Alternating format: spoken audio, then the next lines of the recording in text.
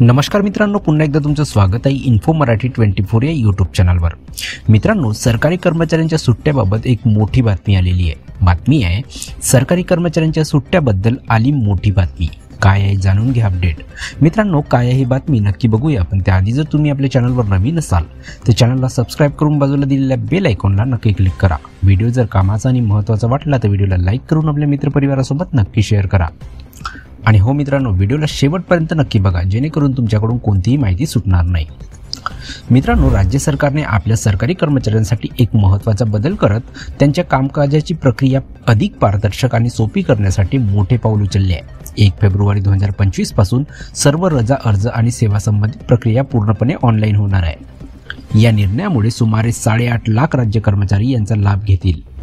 हे पाऊल फक्त सरकारी प्रक्रियांचे डिजिटल रूपांतर करण्यासाठी नाही, तर कर्मचारी आणि सरकार यांच्यातील कामकाज अधिक सुलभ आणि पारदर्शक करण्यासाठी महत्त्वाचे ठरणार आहे। मानव संपदा पोर्टल डिजिटल सेवाची नवी दिशा।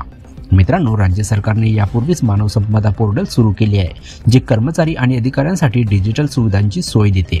या पोर्टलद्वारे कर्मचारी खालील गोष्टी सहज करू शकतात: रजा अर्ज, विशेषतः बालसंगोपन रजा किंवा इतर रजांसाठी ऑनलाईन अर्ज। बदली प्रक्रिया। मित्रांनो, यामध्ये ऑनलाईन बदलीसाठी अर्ज सादर करता येतो। Joining and relieving. मित्रांनो, नवीन नोकरीत सामील होणे आणि जुन्या नोकरीतून रिलिव्हिंग होण्याची प्रक्रिया अधिक सुलभ झालेली आहे। नवीन प्रणाली अंतर्गत सर्व अर्ज मानव संपदा पोर्टलद्वारे सादर करणे बंधनकारक असेल। सरकारने कर्मचाऱ्यांच्या सेवा पुस्तिका डिजिटल स्वरूपात जतन करण्याचा निर्णय घेतला आहे। यामुळे कर्मचारी आपल्या सेवेशी संबंधित रेकॉर्ड सहज पाहू शकतील। या निर्णयाचे फायदे पुढील प्रमाणे आहेत। पहिला आहे पारदर्शकता। कर्मचारी माहितीमध्ये कोणताही गैरव्यवहार होणार नाही। दुसरा आहे सुलभ प्रवेश। सेवेशी संबंधित रेकॉर्ड्स अगदी एका क्लिकवर उपलब्ध असतील। ऑफलाईन प्रक्रियेची समाप्ती। 2025 मध्ये नवीन प्रणालीचा अंमल।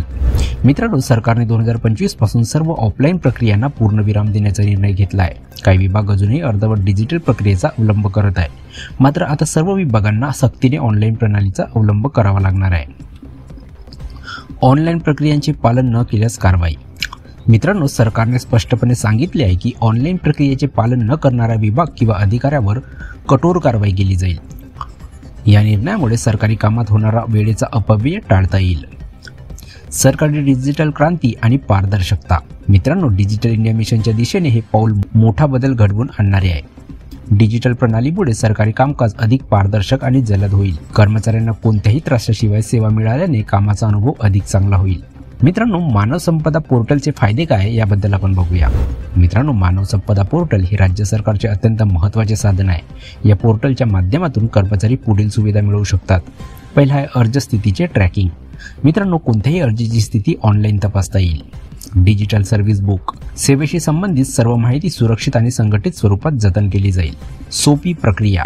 मित्रांनो, रजा अर्ज, बदली किंवा इतर सेवा अगदी सुलभ झाल्या आहेत। तर मित्रांनो, कशी वाटली ही कामाची आणि महत्त्वाची बातमी? जर बातमी कामाची आणि महत्त्वाची वाटली असेल तर व्हिडिओला लाईक करून आपल्या मित्रपरिवारासोबत नक्की शेअर करा।